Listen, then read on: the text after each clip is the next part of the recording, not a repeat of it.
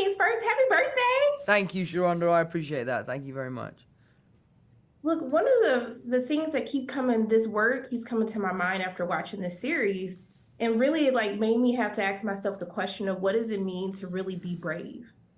And I wanted to know for you, like either personally or professionally, how do you make sure you're staying brave? And has that word kind of taken a deeper meaning after participating in the series? Wow, that's a really cool question. I think I'm a pretty brave person. I always really thrive in situations where I'm feeling uncomfortable. I feel like I rise to the occasion. I love pressure. I love added pressure. It's something that I just feel like really helps me get going with something. I wouldn't necessarily say that being brave is something that I actively try to do. Yeah, I don't know. That's a really interesting question. I think the thing for me with this show, though, is learning about how just asking for help is incredibly brave. And after our 6th episode in this show, you'll notice at the end of each episode, there is a website, a link to go to that's a helpline for people that are struggling with mental health. And I think going to ask for help is the first step to healing. It's also a very brave thing to do. And hopefully throughout the process of this show, we can kind of diminish the stigma that is asking for help. Love that. I mean, but it's a heavy show, right? I mean, the whole time I was like, I really hope that he had like, a safe space to like, kind of just let go. And I wanted to know like what was that process like, making sure that you still had your peace, that you still felt your spirit protected. What was that like while filming the series? Like how did you actually do that?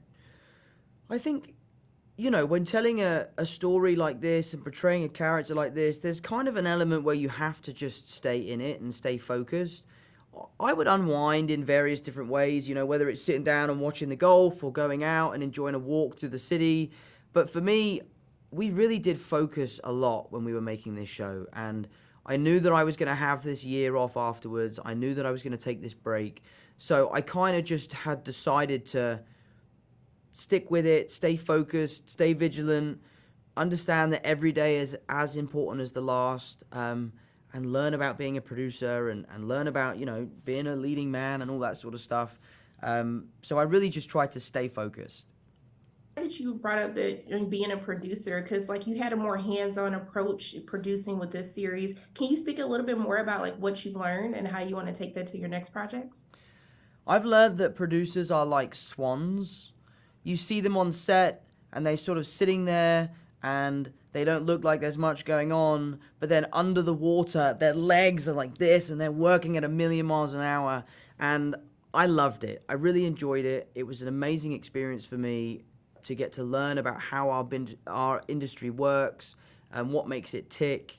I loved being a part of the collaborations between department heads and the studio and different directors and all that sort of stuff. So I'm really proud of what we achieved as the producing department. And I really do think we made the best show possible. Look, I think that the show was fantastic. I just want to thank you all for even bringing it to our screens. But I just want to thank you for taking time out of your day, especially on your birthday, to speak with me. And I'm just sending so much love and light your way. I hope you have a great day. Oh, thank you so much. You're the best interview of the day. I really appreciate it. Thank you.